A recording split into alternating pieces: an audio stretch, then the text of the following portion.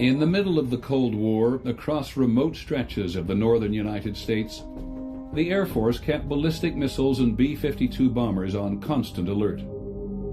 On the night of October the 24th, 1968, at Minot Air Force Base in Minot, North Dakota, Airman First Class Mike O'Connor was dispatched to make a routine repair at one of the missile sites.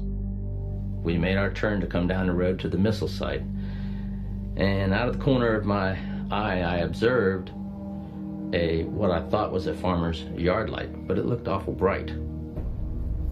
As we proceeded down the road, the object appeared to lift off the ground and parallel us down the road until we came to the missile site, at which point we got out of the truck and it just kind of hovered there. Staff Sergeant Bill Smith was in charge of security for 10 nuclear missiles. That night he reported seeing strange objects. These objects would rise, they would speed up, they would slow it down, they would hover, they would dart very quickly one way or the other. We were just not really sure that these were things that we could explain. The Minot control tower diverted a B-52 to investigate. Captain Brad Runyon was the B-52's co-pilot. The air traffic controller asked us if we would mind going out to this one area and looking for something. I was curious, and I said, well, what are we looking for? And they said, well, you'll know it if you find it. The navigator on the B-52, Captain Patrick McCaslin, suddenly identified an object on his radar screen. I saw a return, faint one sweep, bright the next, large, off our right wing, 3 o'clock, at about 3 miles.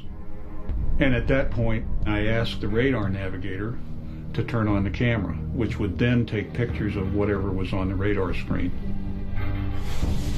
These pictures of the radar screen show the object flying in formation with the B-52. This thing was climbing out with us and maintaining the same heading we were. That was unusual. But what really watered my eyes when this thing backed away and allowed us to turn inside of it. When the object suddenly disappeared from the radar, the bomber turned back to find it. Co-pilot Runyon was the first to spot what appeared to be a glowing craft hovering near the ground. When things like that are happening, it seems like time just stands still.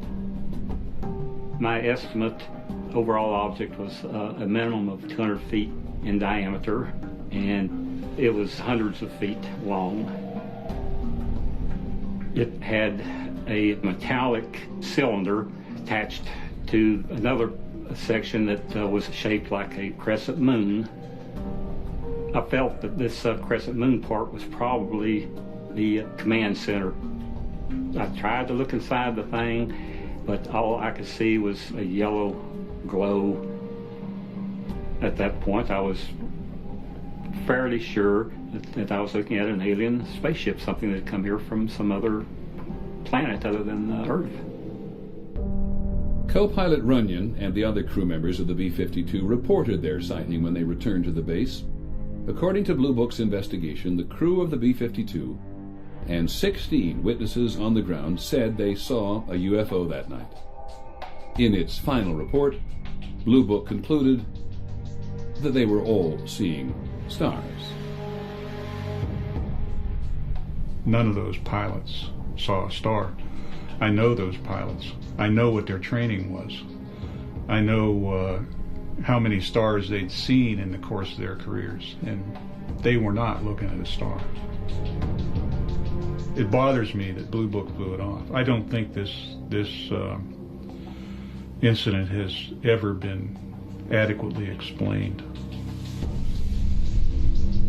The Air Force finally got out of the business of trying to explain UFOs in 1969. It closed down Project Blue Book after an independent commission concluded that UFOs were of no scientific interest.